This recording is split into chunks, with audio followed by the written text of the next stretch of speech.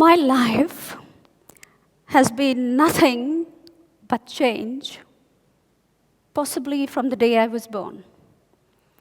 I was born in the city of Calcutta to parents with British ancestry. And we moved from living under people's stairs to living with some of my mom's friends and moving from house to house, and sometimes being given a shelter and sometimes being asked to move on. We then moved to live in a proper slum, where, to give you just a general idea, approximately 3,000 people shared 3 toilets. That's where I grew up. So I've not only moved home and house and cities and countries and jobs, and even when I joined the banking sector, the business was sold 3 times, and 3 times you were sold with the business and had to accept those transitions and that change. But I'm still no expert on the subject. But all I am going to share with you today, based on my education, my upbringing, my work with the youth from many schools and universities, and also my work with the underprivileged, I've learned some real life lessons. And I'm here to just share a few of those with you today. My father was from the British Army. He served in the British Army, and he always taught us using songs and poetry and metaphors. And he always used to quote Aristotle and Einstein and Newton. He always used to teach us in that manner. And he believed that if you needed to get anything done, you need to apply the right force in the right direction. So when my brother started to actually skip school and spend most of his time at an internet cafe, my father had to really punish him and make him see right from wrong, good and bad. He was an excellent mentor. But he was also very strict, and he believed that sometimes you need to be cruel to be kind. Change is hard for very many people around the world. Every generation has faced changes in different ways. My father faced changes that came with World War II. But while we in the first world talk about drone dropping and driverless cars and robots in our kitchens, we've got to remember that there are millions of young people and children who are actually forced to deal with this change by default. Very many of those children are actually facing what I faced. One day you get up with your siblings, and the next day you get up with them gone. I lost 4 siblings to malnutrition and poverty, all before the ages of 6 months. You wake up one day with a little space called your home, and the next day you don't have even that to call your home. You're kept away from school for 8 and 9 months at a time. And suddenly your mom says to you, you're back to school tomorrow. And you wake up with a cold sweat, thinking, how do I face that change? How do I manage? You know? And sometimes, worse still, some little ones are even getting up and finding themselves having to deliver responsibilities of a mother. I looked after my siblings at the age of 8. But my dad used to teach us, as I said, in very simple ways. And we used to, my sister Vanessa and myself, were in one of our little homes in a little room in a place called Dum Dum, just outside the city of Calcutta. And early in the morning, my dad used to take this big oil tin and sit on it. And we had little oil tins, and we used to sit on it. And he used to tell us stories. We didn't have a television. We didn't have a telephone. We didn't have the internet. We didn't have smartphones. We had nothing. But while we sat there, he used to try to move that transistor radio really slowly so that he would get that signal coming in, and we would hear part of that song playing. And then he would bring out books and tell us these stories. So we grew up with books and that kind of education.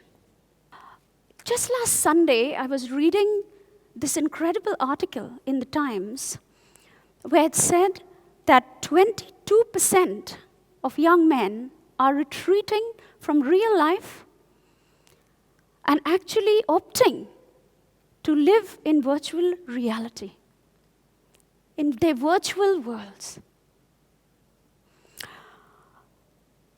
Why is this happening? The article talks about them having no meaning in their lives, no proper jobs to look forward to, no children, no proper relationships, and no support mechanism. They don't have that mentor, they don't have that caregiver, they don't have that father figure, that mother figure in their lives. And so they are retreating away from the world. They're not even on the statistics of unemployment anymore. But their happiness levels have gone through the roof. How sad is that? What we don't realize, and when I talk to young people every day, it is very difficult for them to deal with emotional problems.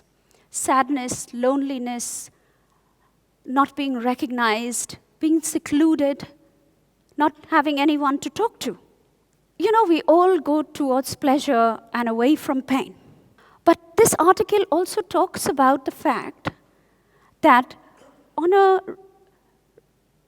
repeated and basis, when we keep on playing these games and we keep on spending time on the internet, there's a process called grinding. And this actually releases more of the chemicals called dopamine in the brain, which we all need to function. All of us need it. But we all know what Aristotle says, that we are repeatedly, what we do. I joined the bank, many banks, and even now with people in India, and even youngsters here, I feel and I know that they have fantastic technical skills, but they lack communication. And this is only because they really need that help and that mentoring, and they need that support mechanism which they aren't really getting. Another impact that we are dealing with human behavior is the fact that I find most young people tell me that many people on social media now feel that it's their right to criticize someone without having to reveal their identity, or because they are seated so many thousands of miles away from you and they don't have to face to face. But we must understand that many of the young people do not have the ability to deal with that. Take Mother Teresa, for example. She's just made a saint, but she has had this powerful mindset to basically detract and to distract herself from all the kind of wild things that people have said about her. But not many people have that ability. But we have to try and help young people all over the world to try and find the strength within them. Don't get me wrong, I'm not saying that the internet is good or bad. All I'm saying is that this is a few things that experts are saying on the matter. I'm not saying that it's good or bad. I'm just saying that we need everything in moderation. We need to create that balance, and we need to provide that care and support mechanism for the younger generation or for the underprivileged. The internet, to me, personally, has been very, very beneficial. But of course, it's a tool, just like anything, like technology. It can be used and misused. But to me, the internet, Skype, email, YouTube, Facebook Messenger has been extremely helpful.